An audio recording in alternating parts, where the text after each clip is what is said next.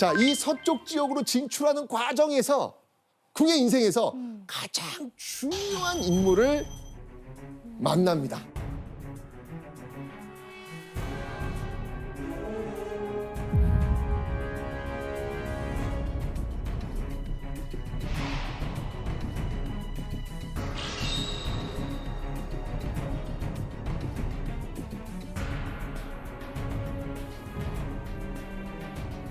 왕건은요, 이 궁예가 이 폐서 지역으로 진출할 때 투항했던 송악, 이 송악 호족 왕룡의 아들입니다.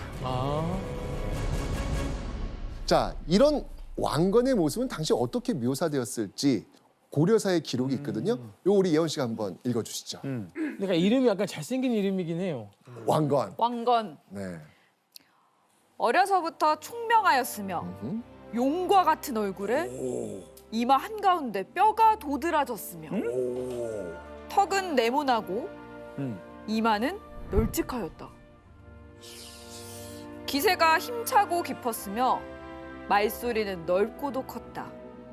너그럽고 후하여 세상을 구제할 만한 도량이 있었다. 오, 약간 어떻습니까? 동현 씨 들어보니까. 느낌 있는데요. 오, 우리 동현 씨 얼굴과 좀 많이 비슷한. 최수종 씨하고는 거리가 멀죠? 그러니까 거기 약간 느낌이 좀 다른데요? 네. 네, 엄청난 지금 칭찬인데 과연 이 궁예한테도 이런 왕건이 좋은 인상을 남겼을까요?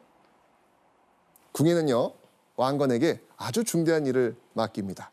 바로 자신이 세울 나라를 지키기 위한 성, 그 성을 쌓는 일을 맡기게 됩니다. 그래서 이 왕건은요, 궁예의 성을 짓는 일을 아주 훌륭하게 해냅니다. 자, 그런데요, 이 궁예에겐 마지막 관문이 있습니다. 바로 한강 중상류를 차지하는 거였죠.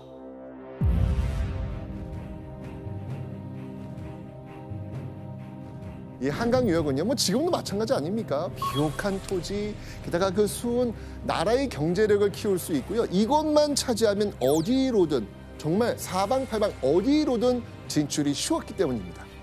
자, 그런데 여기가 누구의 본거지일까요? 여기는 아까 나왔던 아까 양길! 누구? 양길! 양길. 자신을 키워줬던. 오, 맞습니다. 북원의 대호족 양길이 차지하고 있는 지역이었습니다. 어떻게 해요? 어떡하지? 자, 그렇죠. 하지만 이제 한 단계 업그레이드를 하려면 결국 자신이 모셨던 양길과 한판 대결을 벌여야 됐던 것이죠. 어허. 결국요, 궁예는 왕건의 도움을 받아서 양길과 대전쟁을 펼칩니다. 와. 양길은 궁예의 땅이 넓고 많다는 소식을 듣고 크게 노하여 30여 성의 강한 군사로 그를 습격하였다. 하지만 궁예는 이를 이미 알고 먼저 공격하여 양길을 크게 패배시켰다. 양길을 물리칩니다. 자, 그 기세를 몰아서요, 900년에 자신이 믿는 장수 왕건에게요, 경기도 남부와 충청도 지역까지 더 내려가라는 것이죠. 여기까지 점령으로 명령을 내립니다. 허허, 왕건 장난 아니에요. 예, 알겠습니다. 하고 그 임무를 완벽하게 수행합니다. 자, 결국요, 이 중부 지역을 장악한 궁예는요, 드디어 자신의 나라를 세웁니다. 901년, 궁예는 국호를 정하고 대외적으로 건국을 선포하죠. 와.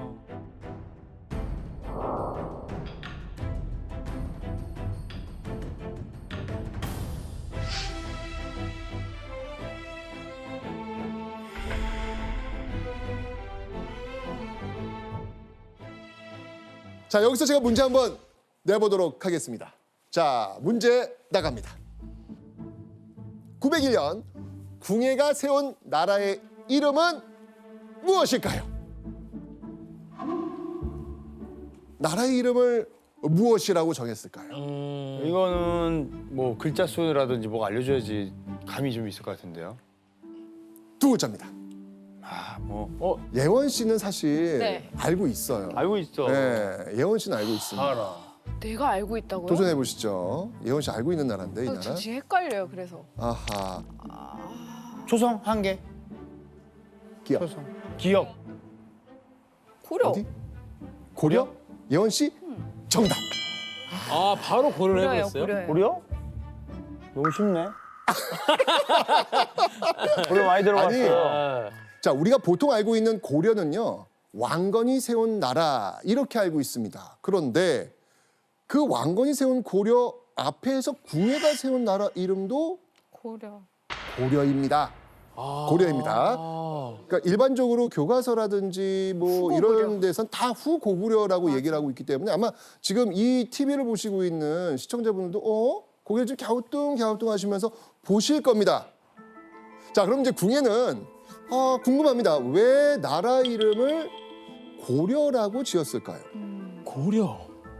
왜냐하면 고구려를 이어서 내가 다시 나라를 세웠다. 이걸 좀 보여주고 싶었던 거예요. 자, 그런데 아니 그러면 또 여기 또 질문이 오지 않습니까? 아니 네. 고구려를 잇겠다고? 그럼 나라 이름을 뭘로 줘야 되는 거예요? 고구려. 그렇죠. 고구려로 줘야 될 거 아니에요. 근데 왜 또 고려야? 우리가 고구려라는 이름으로 알고 있는 나라의 이름도요. 고려입니다. 아. 고구려 처음 세울 때는 고구려 맞습니다. 그런데 광개토 대왕의 아들 네. 장수왕이 있는데 이 장수왕 때 고려라는 이름을 사용을 합니다. 네.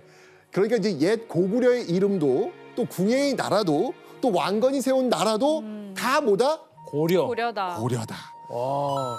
자, 어쨌건 이 궁예는요. 고구려를 잇는 나라라는 정체성을 확실히 하기 위해서 고려라는 이름을 갖다 쓴 겁니다. 그리고 궁예는요. 많은 사람이 모여있는 앞에서 이렇게 선언을 하죠. 신라가 당나라와 함께 고구려를 멸망시켜서 평양의 옛 도읍에는 잡초만 무성하게 되었으니 내가 그 원수를 갚겠다. 자, 궁예는요. 그 옛날 고구려를 멸망시킨 신라, 그 신라의 복수를 하겠다고 선포합니다.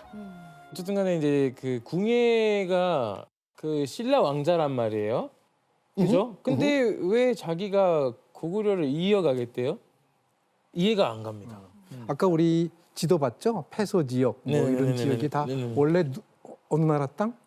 고려 고구려 땅이라고 네. 그랬잖아요. 그래서 거기 있는 호족들은 우리가 고구려를 잇는다. 있는다. 나라 이름도 고려라고 했다. 이런 것들은 그 지역의 호족들의 지지를 받고 지원을 받으면서 국가를 세운 거잖아요. 친 거죠. 예. 계승하겠다. 그러니까 이제 거기에 담겨 있다고 담겨 볼 수 있는 있겠죠? 삼국 중 가장 넓은 영토를 차지하며 정말 승승장구하던 고려의 왕 궁예. 자, 이 대외적으로 기세를 펼치고 이 성장했던 그 순간 송악에서 철원으로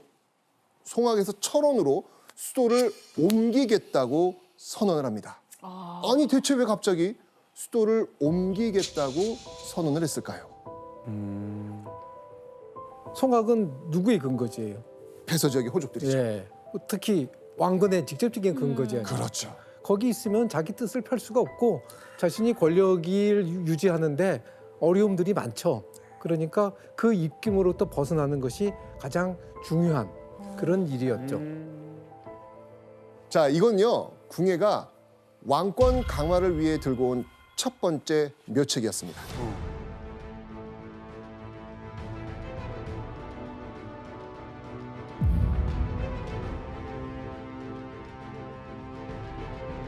기록으로도요. 상당히 호화롭고 엄청나게 큰 궁궐이었다. 이렇게 전해지고 있습니다.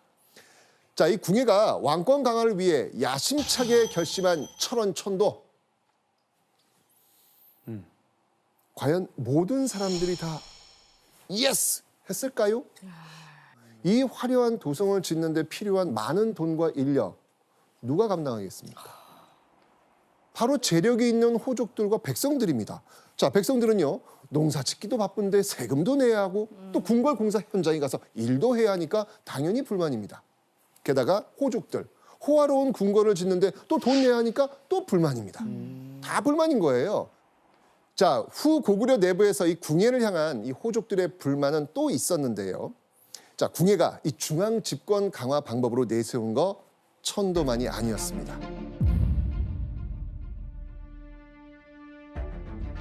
자, 궁예는요, 건국 3년 만에 고려에서 마진으로 한 번 바꿨고요.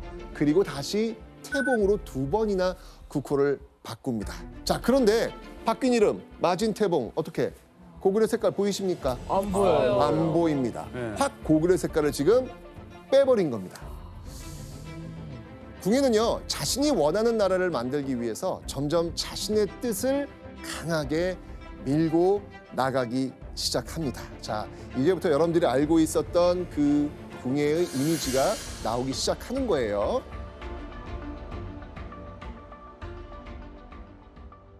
또 한 번 왕권 강화의 수단을 꺼내 듭니다. 바로 신격화입니다.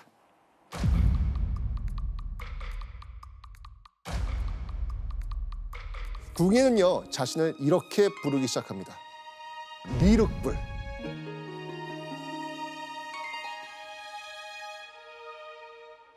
궁예의 행차가 있던 날 백성들은 정말 충격적인 광경을 보게 됩니다.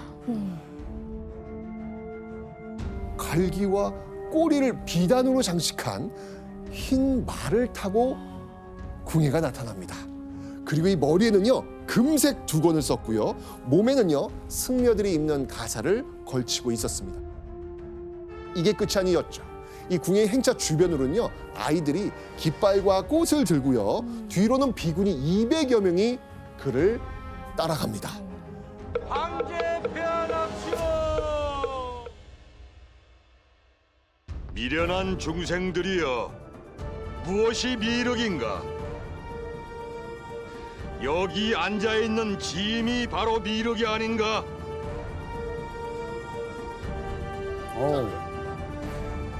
자, 그러니까 이 궁예는요, 자신이 미래에서 나타난 바로 그 부처, 그게 바로 나다 라고 이야기를 하는 거예요. 자, 이 왕이 곧 부처라면서 왕권을 강화하는 거는요, 사실 삼국시대 때도 이미 있었습니다. 궁예 역시 민심을 모으는 한편 이 호족 세력을 완전히 장악하기 위한 수단으로 미륵불이란 카드를 들고 나왔던 것이죠.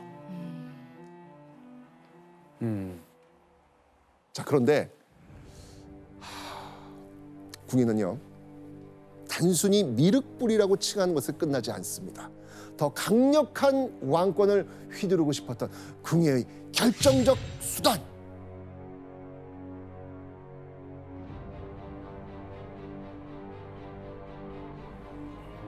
관심법. 관심법.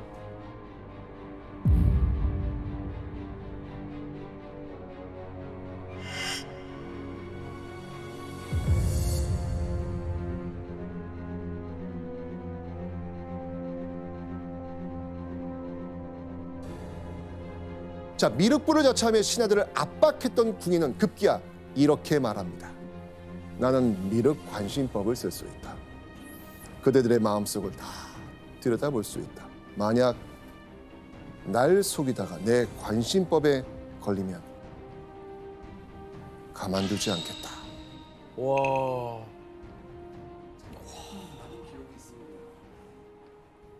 왜? 나는 너의 마음을 마음을 알고 다 있으니까.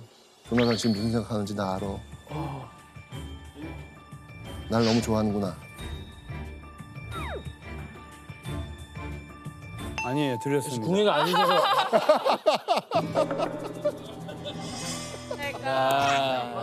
네, 이렇게 하는 거예요, 지금 이게. 우리가 알고 있는 이야기가 여기서 나오는 겁니다. 자, 이렇게 엄포를 놓은 궁예의 그 최악의 폭주를 보여주는 몇 가지 사건이 있습니다. 그 첫 번째가 철퇴 사건입니다. 자, 이 철퇴 사건 대체 무슨 일이 있었는지 영상을 한번 보도록 하겠습니다. 폐하께서는 미륵이 아니시옵니다. 저자는 지금 마군의 더러운 입으로 중얼거리고 있다. 내군들은 무엇을 하느냐? 저 입을 철퇴로 으깨어 주어라. 살려주시옵소서. 야! 어. 교수님,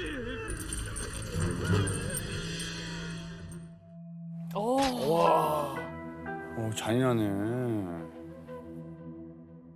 이 자신을 이렇게 미륵불이라고 믿었던 이 궁예는요 20여 건의 불교 경전도 짓습니다. 근데 불교 승려들이 그걸 보고 경악을 한 거예요. 뭐야? 어떻게 이런 내용이 들어갔지?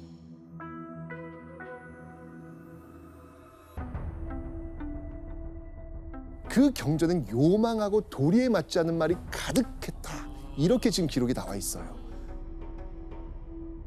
그러니까 정말 이제 궁예가 두려워가지고 아무도 나서서 그 이야기를 못하던 그때에 보셨듯이 당시 명망 높은 승려 석총이 앞에 나서 궁예의 잘못을 지적한 겁니다. 이 화가 났던 궁예는요 통제력을 잃어버리고 철퇴로 석총을 내리쳐버린 것이죠. 아이고야. 그런데요 궁예의 포악한 행포는 여기서 그치지 않습니다.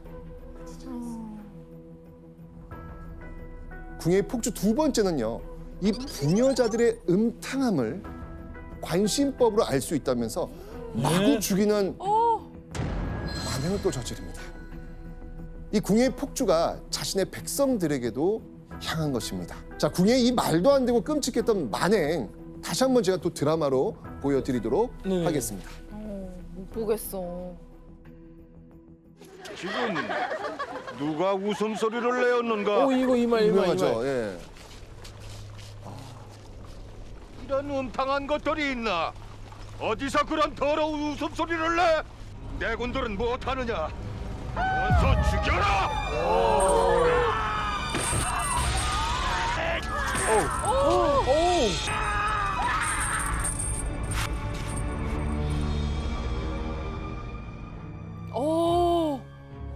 이상해졌네.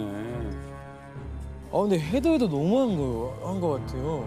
어떻게 보면 자연스러운 현상이라 할 수도 있어요. 예? 왜냐하면 스스로 신적인 존재를 만들었잖아요. 내가 미륵불이다. 네 마음을 다 알고 있다. 이렇게 이제 스스로 하다 보면 자기 자신에 대한 아주 맹목적인 믿음을 갖게 되고 그리고 또 잘못하면 나도 죽겠구나. 이 공포심을 이용한 공포 정치죠. 이 공포 정치로서 자신의 권력을 유지하는. 이게 보면 굉장히 의도된 그런 행위라고도 할 수 있겠죠. 자, 궁예가 이렇게 변해가는 사이 우리가 지금 잊혀진 인물이 하나 있어요. 좀 너무 놀래가지고 그러니까. 이분 놓쳤어. 이분 누구? 왕건. 왕건. 네. 왕건은 그럼 과연 무엇을 하고 있었을까요, 이 당시에? 진짜 어떻게 보면 공포를 느꼈을 수도 있을 것 같아요. 그럴 수도 있고요. 저 사람 눈빛이 이상하다. 그 다음 타겟이 날 수도 있겠네? 라는 생각으로 잠깐만 조금 쉬다 올까? 맞아. 이렇게 생각했을 수도 있어요. 그럴 수도 있고. 맞아. 네. 자, 이 궁예의 폭정을 막을 수 없었던 왕건은요. 지방 근무를 자처했고요. 후백제의 그 공격을 받고 있었던 나주로 내려갑니다.